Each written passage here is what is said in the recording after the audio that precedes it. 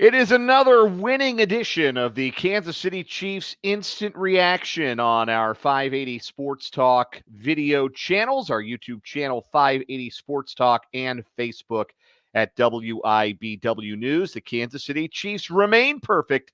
They are 7-0 after defeating the Las Vegas Raiders 27-20 this afternoon. Dan Lucero, Brendan Dzwierzynski running the two-man game on this instant reaction tonight on this YouTube channel. We welcome all of those of you who are watching live tonight with us on 580 Sports Talk on YouTube and on Facebook at WIBW News. And Brendan, let's get it started with just an initial thought from you on what you saw, what you liked maybe best from this Chiefs winning performance. I mean, Chiefs were resilient. I mean, the defense coming up with that goal line stand, I thought pretty much ended the game there when the Raiders had that opportunity down near the goal line. Following that Mahomes tipped ball interception, stopping them there. I mean, that was the game at that point because the Chiefs were not going to make that same mistake a second time. They were going to put that game away and put it on ice from there. So, I mean, that was impressive. That was the resilience. I mean, it was pretty much the same Chiefs team we've seen all season to this point, isn't it? Defense was really, really good. Offense left something to be desired. Thought this was going to be the absolute beatdown that we talked about on 580 Sports Talk going into the game, that the Kermit the Frog stuff during the offseason was going to piss off Patrick Mahomes and the rest of this team. They were going to beat their brains in. Looked like that on the first drive, cruised right down the field, and then the Raiders did the exact same thing against the Chiefs defense. Maybe that ruined the vibes a little bit, but I mean, It was what we have come to expect from this Kansas City Chiefs team. They are going to do enough to beat you. And more often than not, that's good enough in the NFL because the game is, built on who makes the fewest mistakes. And I understand that, but it's just not especially clean football. It was great to see Travis Kelce have a good game. That was very positive. Not a surprise at all that he was going to play well. Patrick Mahomes always beats the Raiders, so not a huge concern right there. But I'm not really sure this game was a revelation at all. And I don't think it was even disappointing. I thought that might be the one word I would use to sort of describe this, because this felt like an opportunity for the Chiefs to really put their foot on someone's throat, but they didn't. And that's just kind of what this team is. So I don't think I can be disappointed in it. It's just, this is what Chiefs football is in 2024. It is going to be closer than you think it should be. They will make the right decisions more often than the other team will. They'll flip the right switches at the right moment, which the other team in all likelihood will not. And let's be frank about this. Andy Reid and Steve Spagnuolo coaching against Antonio Pierce and Luke Getsy. I mean, this game should have been decided as soon as these two teams got off the bus. And as long as the Chiefs play a C+ B- game, they should have come away with a win.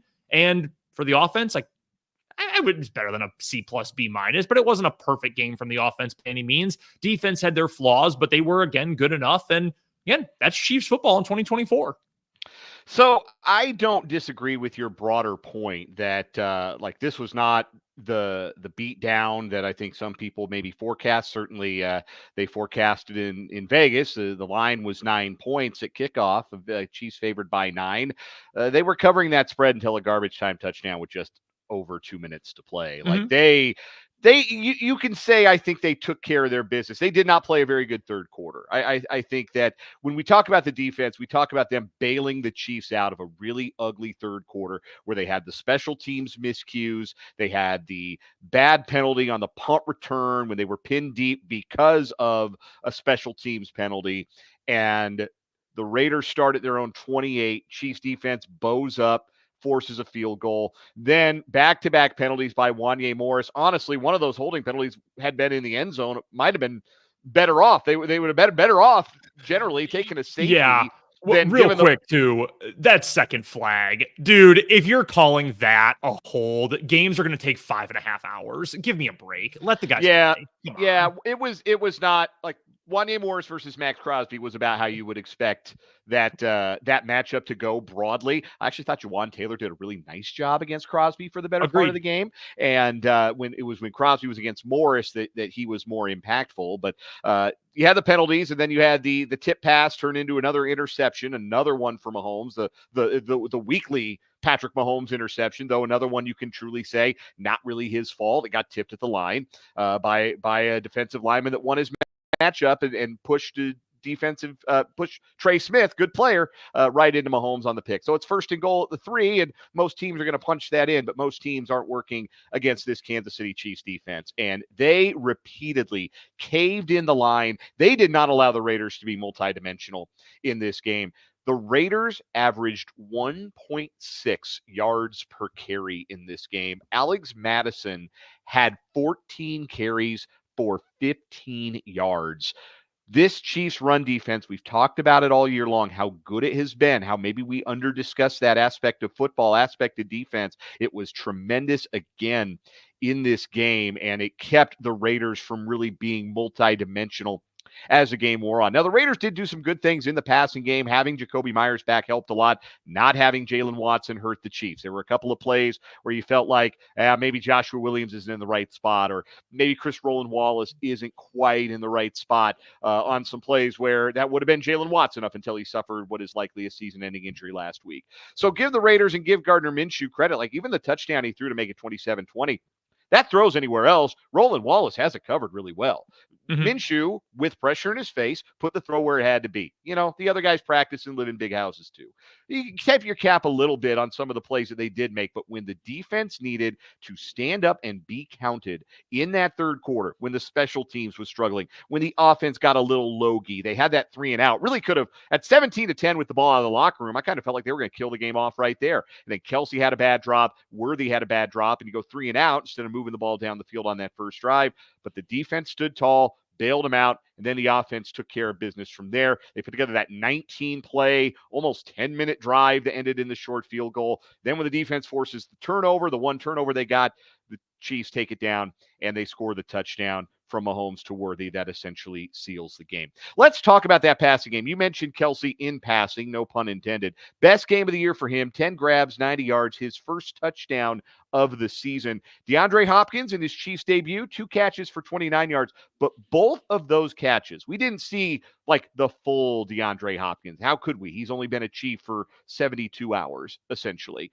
But what we saw on those 2 plays and on those 2 receptions, I think show exactly what he's going to bring to this Chiefs passing offense and make it really exciting, I think, moving forward to what is going to happen as his role expands, because those are catches that the wide receivers in this offense that were not him were not making. Not just the ability to find the soft spot in the zone, but that deep over and that catch he made along the sideline on the field goal drive at the end of the first half.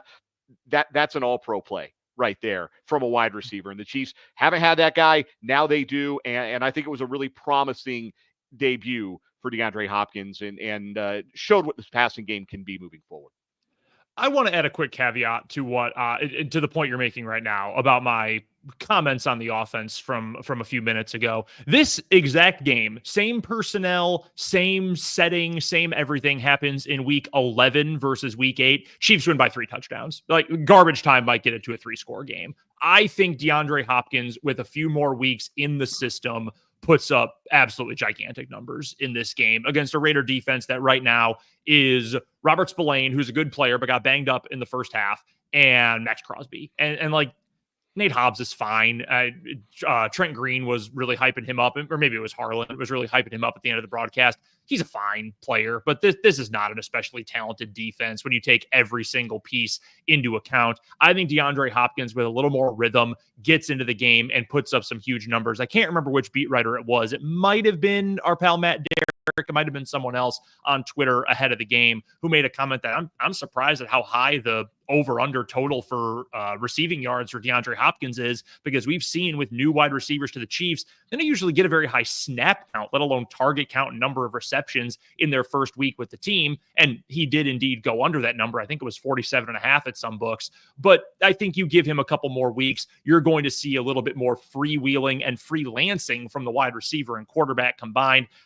I think those two are going to put up gigantic numbers. It was good to see just a little flavor. It was good to see just a little splash of this is what DeAndre Hopkins is going to be in this offense. And I do think that's going to be an important addition here, not only because the Chiefs just need someone who can go win one-on-one, but I think the running back production in this game is probably closer to what I thought we would get from Kareem Hunt and what I think we'll probably get from Kareem Hunt the rest of the way. And look, you don't need him to do a ton, all things considered. And in a game like this, 21 carries, 59 yards, did have the touchdown, but he's averaging under 3 yards a carry. The thing you need Kareem Hunt to do is to run himself into the ground essentially and not fumble. And he's never been a fumbler. Remember how big of a storyline it was, his debut against the Patriots in 2017? Yeah. He never fumbled in his college career. He fumbled on his first touch. And then I think that was his only fumble that the entire rest of the season, or he had very few others in that remarkable rookie year for Kansas City back in 2017. Hold on to the ball, burn off a bunch of clock, shoulder the workload, and just be good enough. Be useful. Not even good. Be useful before Isaiah Pacheco gets back. Get us 4 on first down, get us 3 when we need 2 on third down, and pound us into the end zone when we got first and goal inside the 5. Yeah, that's all you need from him. Yeah, and I think it's not real complicated.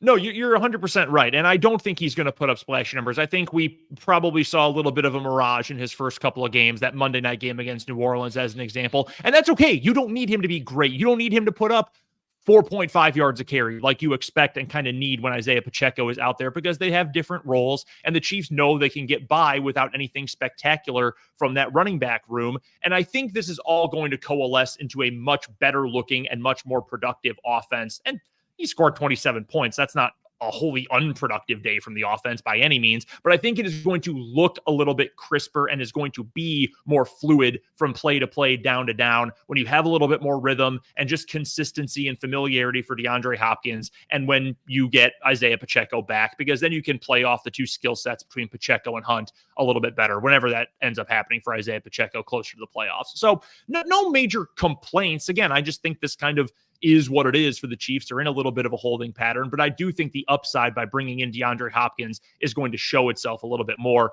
as the season goes on. I want to break down something, though, that you mentioned about this defense for the Chiefs in this game, because you talked about how the run defense was impeccable, and people around the NFL are starting to come around to the fact that the Chiefs defense is really good against the run and not just the pass now. I know I mentioned on 580 Sports Talk all the time, I've got a regular weekly rotation of NFL shows, I think 4 different NFL podcasts I listen to every week. And the hosts of them, very smart people who cover the league, have really as a group come around to, oh shoot, the Chiefs are really good against the run now. Because it was always just be good enough, hang on against the run. Your offense will put up a bunch of points, and then you can just play the pass and set those pass rushers free all game. But now it's, oh shoot, that run game defensively is really good too. You gave us the stats, Dan, on the Raiders rushing performance today. 21 team carries for 33 yards. Alexander Mattison had 14 carries for 15 yards. Zamir White had 2 carries for -1 yard. Did you know Amir Abdullah is still in the NFL? He got a carry in this game. That was news to me. Good for him. Keep getting those checks, Amir. Awesome. Great for him. He's going to be rolling in that pension money by the time his career expires. But that is the juiceless running back room in modern NFL history. Alexander Mattison, if he's your number 1 back, you are at the very bottom of the barrel of quality of just offensive talent. He's not good. He is not a good player. Zamir White, I don't think is a very good player. It's a terrible room. But we always talk about good teams are supposed to blow out bad teams, right? That, oh, well, you played a crappy team. Yeah, but they smacked them. That's what you're supposed to do. I think you can make it even more granular too and say good run defenses are supposed to shut down crappy running back rooms. And that's exactly what this Chiefs unit did today against, God, they're starting Alexander Mattison, man. That is brutal. Yeah, it's not a surprise that they couldn't run the ball, and for both reasons. The personnel's not very good, and the Chiefs' run defense is that good. And I'll give a call to that defensive line. Chris Jones was super. George Karlaftis playing like a man possessed. Turk Wharton with the big sack on the 4th and goal on that drive that was set up after the Mahomes interception. Mike Pennell forced a fumble. Saw Malik Herring make a tackle for a loss. That group played exceptionally well and really dominated the trenches. And that sets the table for your second level to be more effective, for your defensive backs to be more effective. Another superb game for the Chiefs defensive line in this victory. Not a ton to complain about other than the lousy third quarter, really. They didn't play well in the third quarter. They got a little sloppy, special teams miscue, and then a turnover on a tip ball. Outside of that, the 3 other quarters, Chiefs were excellent and clearly the better team. They started a little slowly on defense. That's not new. We've seen the Chiefs give up a lot of opening drive points, but they made the adjustment as things went along, and they completely throttled the Raiders offense from about the second quarter on until the garbage time touchdown drive that ended with just over 2 minutes to go. Chiefs win. They're 7-0. They're still the only unbeaten. And look, there's something to be said for continuing to pile up games, even if you're not playing your best, even if you're not at full strength. Look at what everybody's AFC favorite after Week 7 did today. Look at what the Ravens went and did. Lost to Baltimore. Lost to Jameis Winston. Bozo mode Ravens. Lost to games. Cleveland. Baltimore is the one that lost. Yeah. Oh, yeah. That's what I mean. Yeah, really bad. Baltimore, Bozo mode Baltimore loses football games. Bozo mode to Chiefs, bad teams. Yeah. Bozo mode Chiefs comes and goes. And usually it goes when it has to go. And when it's time to stand up and be counted, the defense makes the play. The offense puts together the drive. I thought Mahomes was awesome, interception aside. I thought this was one of his better games. And I think that, especially when they get Hopkins rolling, it's going to be full steam ahead for this passing attack and really for this offense while they remain in, I think you say it right, they are in a bit of a holding pattern with their number one running back out, with their top two wide receivers out, with their new toy, Hopkins, still learning the offense. But once it gets rolling, it's going to really, I think, be very difficult to stop, even with still some missing crucial personnel.